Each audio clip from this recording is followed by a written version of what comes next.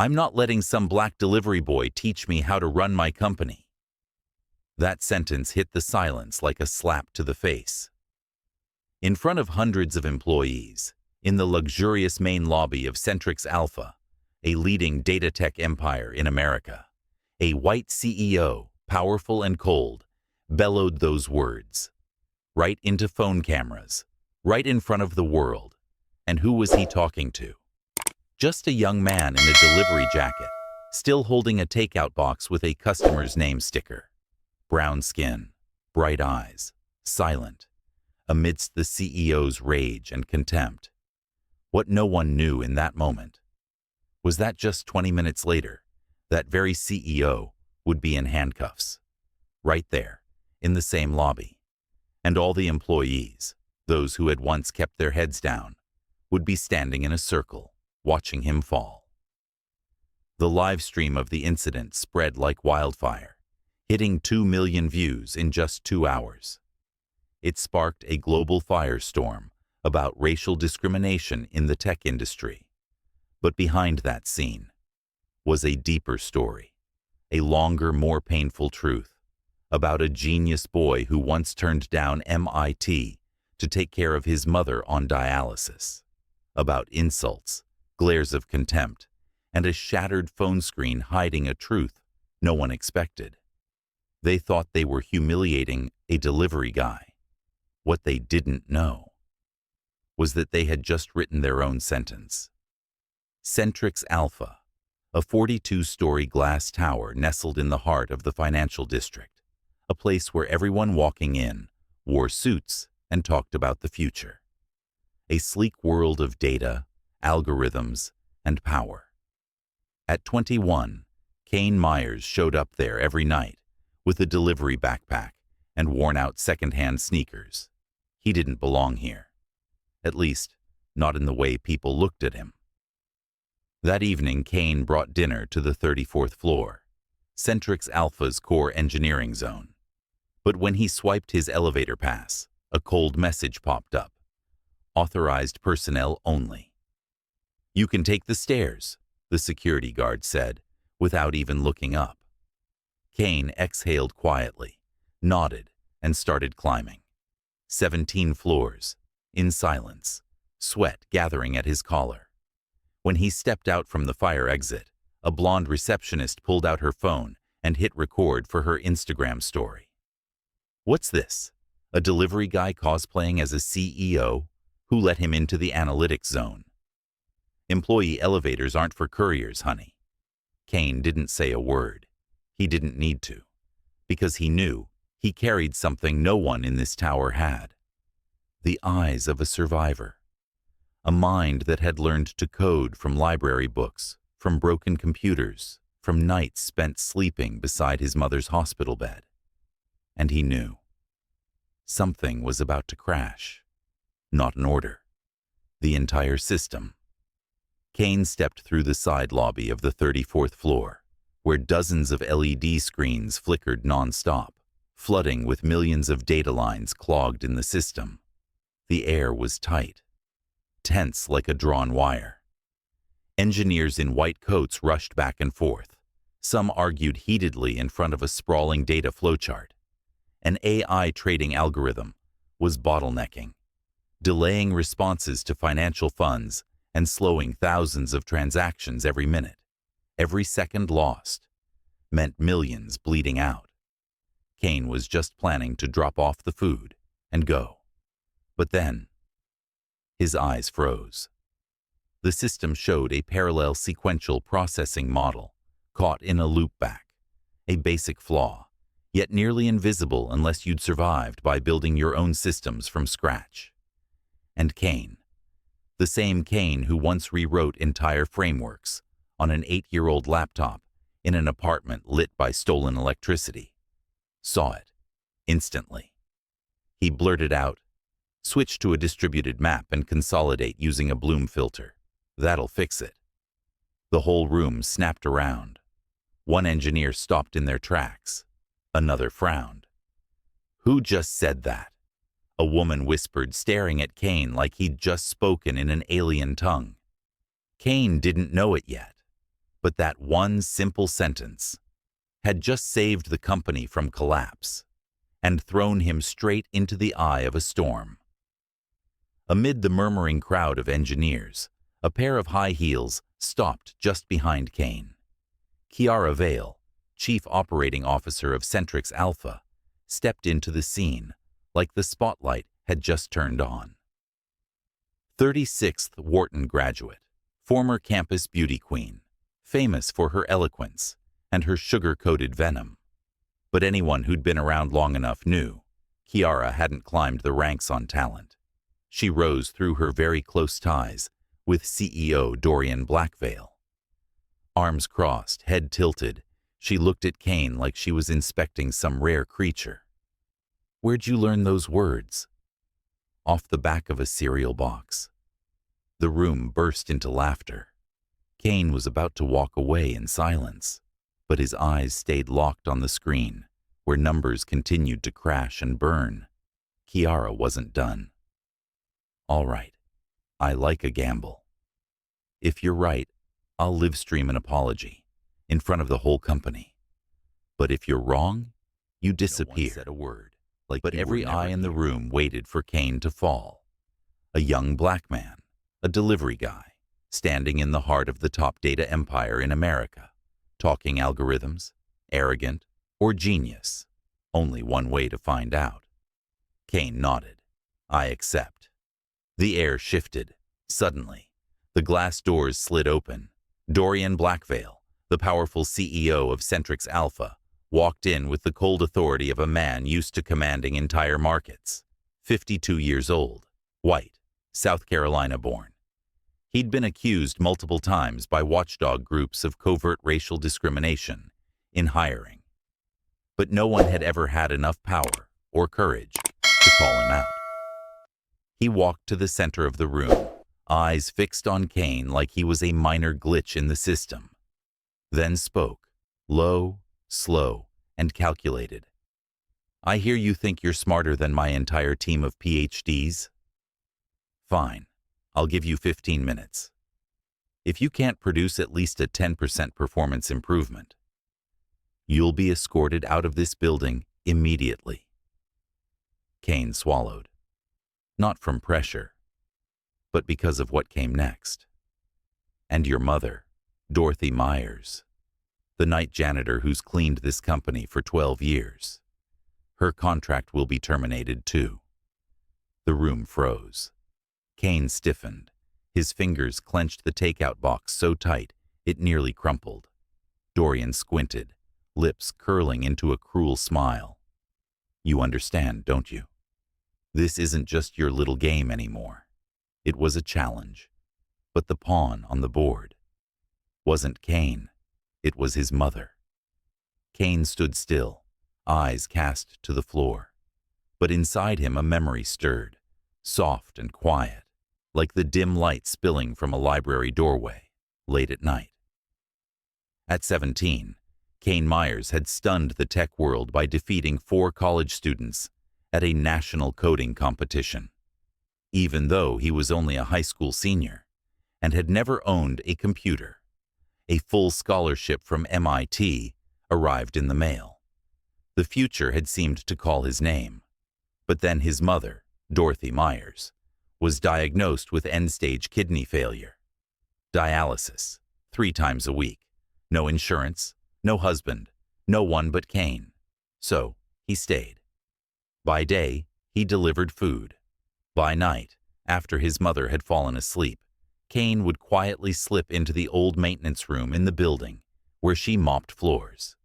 There, he taught himself to code from torn photocopied textbooks and free videos on a cracked phone. No fancy curriculum, no high-powered machine, just a steady gaze, a single pen, and the unwavering gratitude for the woman who had raised him with her hands, not with degrees. Cain didn't need anyone to teach him how to survive the system. He had already lived in it, from the ground up. Cain sat down at a side-tech station, surrounded by a circle of half-curious, half-skeptical eyes. No laptop, no external drive, just a cracked Samsung phone held together with clear tape in the corner. He opened a lightweight coding app and began to type. His fingers moved slowly but steadily across the screen, like someone who had written code in the dark, without a lamp, without a mouse. A white engineer behind him burst out laughing. "You coding on a calculator now?" Another whispered, "Probably learned how to code on TikTok." From across the room, Kiara Vale stood with her phone up, eyes glinting like a hunter. "Ladies and gentlemen, witness it live. Tonight, the tech empire gets saved by a self-taught YouTube coder in a delivery jacket." The live stream flicked on. Hundreds tuned in instantly. A flood of laughing emojis filled the screen. Cain said nothing. No defense, no eye contact, because he knew how this world worked, how it measured intelligence by email domains and framed degrees. They didn't know his first lines of code were written on a borrowed screen, with a broken keyboard missing the letter E and a childhood without Wi-Fi. He didn't need their approval. He just needed one shot, not to be accepted, but to make the system unable to ignore him. Cain didn't need to look around. He knew he was being filmed, mocked, turned into a side bet for a world that never left a seat open for a black delivery guy in the center of a tech operations floor. But he also knew one thing. Machines don't care about skin color. Data doesn't ask for resumes. Cain tapped in a few lines of code.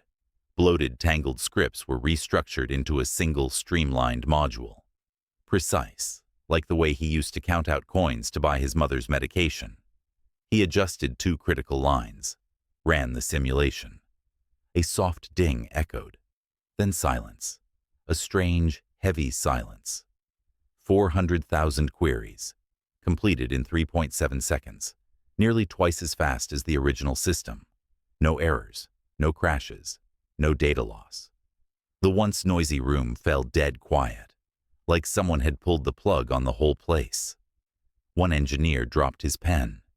Kiara, who'd just been live streaming her mockery, went pale. She scrambled to shut off the feed. Cain stood, looked straight ahead, his voice sharp and steady, You don't need a degree like a to laser see what cutting you've all glass. forgotten. The essence of data is organization, not power. And in that moment, the people who had mocked Cain started to fear him. Silence. Only the hum of cooling fans and breath being held filled the room. Cain stood before the screen, still blinking, a system running flawlessly, powered by the hands of someone the industry had deemed an outsider. Those who had laughed now had nowhere to hide their faces. Then Dorian Blackvale, CEO of Centrix, stepped forward, his face flushed, with rage, with humiliation, and beneath it all, with fear. He stared at Cain like he was a threat to the order, a virus in the system, and then he shouted raw and unfiltered, the primal scream of a ruler feeling his grip slip. "I won't let some black kid destroy the credibility of 20 PhDs in this company." No one spoke. No one moved. But dozens of phone cameras had already been rolling. That sentence, brutal, unmasked, irredeemable, was captured from 4 different angles, by tech staff, by security, even by the same employee who had filmed Kiara's story earlier. The next morning, social media exploded. Black shipper genius, shame on Centrix. The hashtags hit global top 3 in under 12 hours. From a delivery boy publicly humiliated, Cain had become the new symbol of resistance against racism in tech. And Dorian? He had just turned his own mouth into the weapon that destroyed him. That night, Cain returned to the rundown 4th-floor apartment, where he and his mother had lived nearly their entire lives. The kitchen still carried the scent of reheated greens. A corner of the yellow ceiling light was shattered. His mother, Dorothy Myers, sat at a chipped wooden table, quietly folding a freshly washed uniform. She didn't ask if Cain had won or lost. She simply looked into her son's eyes and gave a small nod. Then she handed him an old cardboard box, tied with coarse twine. Faded writing on the front read, "Do not throw away." Cain opened it. Inside, he found off-the-books invoices misreporting IT budgets, a plagiarized software contract from a defunct startup, an audio file of senior staff mocking a female employee. Women can't handle 80-hour work weeks. Security footage stills. CEO Dorian accepting an envelope from a Tech Asia rep, a rival company previously banned from bidding. Cain looked up, stunned. His mother only smiled, soft, sad. "I clean floors. They thought I was deaf, dumb, invisible. What they didn't know is that I used to be a software engineer, fired from my first firm for getting pregnant with a black child." Cain clenched his fists. That night, the only light in their apartment came from the USB drive his mother had given him, and from something else. A fire, quietly kindling inside Cain. Cain's sudden rise to fame lit a fire under Kiara Vale. The live stream she once used to mock him had now been clipped, remixed, and spread across the internet, flooded with thousands of sarcastic comments. Centrix Alpha's stock dipped.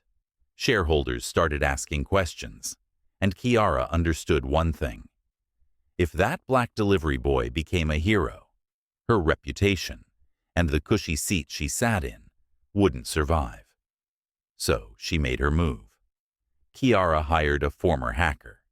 In truth, a sabotage-for-hire operator from the underground. He broke into Cain's apartment while he was out, planted a wireless data transmitter in Cain's backpack. It was pre-programmed with a script, one that mimicked a source code leak to a fake server based in Asia. 48 hours later, a short video was anonymously sent to 3 major news outlets. Cain opening his laptop, a background script quietly running. The footage was grainy, but the message was clear. He was stealing Centrix's source code. Kiara appeared at a hastily called press conference. He's no hero. Just an intellectual pickpocket, using public sympathy to sabotage us from within. The internet exploded. News sites, forums, heated debates. But Cain said nothing, because he knew the more elaborate the stage they build, the harder they fall when the curtain drops. While the internet simmered in doubt, news outlets in uproar, and the hashtag #, thief in disguise, began to trend. Cain stayed silent. No statements, no retaliation. Just one thing, a press conference invite.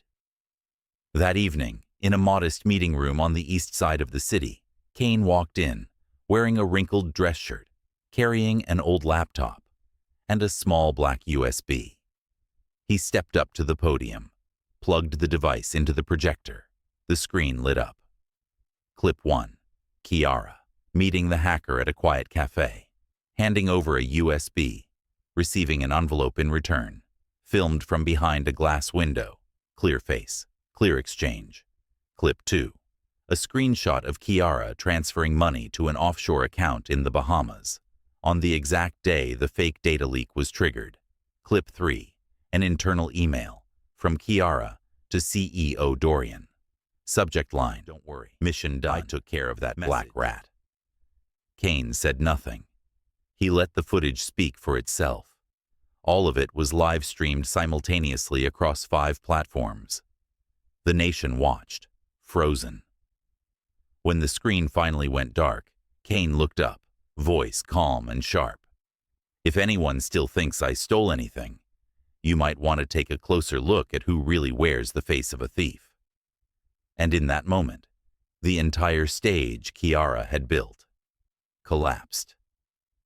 The next morning, as the expose video on Kiara surpassed 12 million views, Cain quietly walked into a small cafe in Brooklyn. Waiting for him, there were Dr.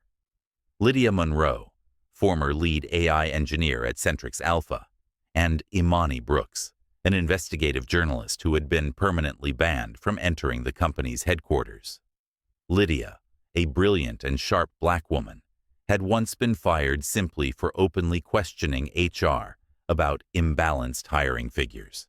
They shook hands, and over the next 3 days, the trio completed a nearly 200-page internal report titled Centrix Black Vault, the dark file on a company once praised as a symbol of innovation. Inside it were a list of 34 employees of color terminated over 5 years without documented cause, evidence of plagiarized algorithms from small startups, later patented under Centrix's name, internal payroll data revealing women were paid 23% less than men in identical roles. Cain was no longer just an individual. He had become the voice for all those once treated as silent. And the Centrix Black Vault was a ticking time bomb planted right at the heart of the system. An emergency hearing was called in the largest auditorium of Centrix Alpha headquarters. Official title: Disciplinary Review of Cain Myers for Severe Breach of Tech Security. But everyone knew what it really was. Dorian Blackvale's final performance. A last-ditch attempt to salvage his reputation and snuff out the symbol Cain had become. Cain entered. Alone, no lawyer, no representative, just a black USB drive. And an unflinching stare. He stepped to the center podium, plugged in the USB. The screen lit up. The entire room fell silent. Cain began. A clip showing the system running at 98% optimized performance after his intervention. Internal HR data. 84% of senior management were white, while 91% of terminated employees over the past 5 years were people of color. Private emails between Dorian and Kiara, laced with racism, fraud, and threats to silence dissent. And finally, a photo of his mother, Dorothy Myers, mopping the floor. This very auditorium, the night before. Cain turned around, faced the board, looked them dead in the eyes. I didn't come here to be celebrated. I came here so people like my mother don't keep getting wiped from history like dirt under the table. No one said a word. No one could look him in the eye, because Cain hadn't just turned a disciplinary hearing into a defense. He had turned it into a reckoning, a historic trial of an entire system. The meeting ended in heavy silence, thick with unspoken rage and quiet dread. But as Cain walked out of the auditorium, the undercurrent turned into a tsunami. Major shareholders, after reviewing the full contents of the Centrix Black Vault, called an emergency session. Within 24 hours, stock prices plunged 13%, investment funds pulled out, and journalists swarmed the headquarters. Federal investigators arrived. Dorian Blackvale, the CEO, was arrested for financial fraud, racial discrimination, and covering up internal misconduct. He was handcuffed in front of the very people who once bowed to him each morning. Kiara Vale, who once strutted down the red carpets of tech conferences, was permanently disbarred from practicing in the industry. Tech firms across the country blacklisted her name.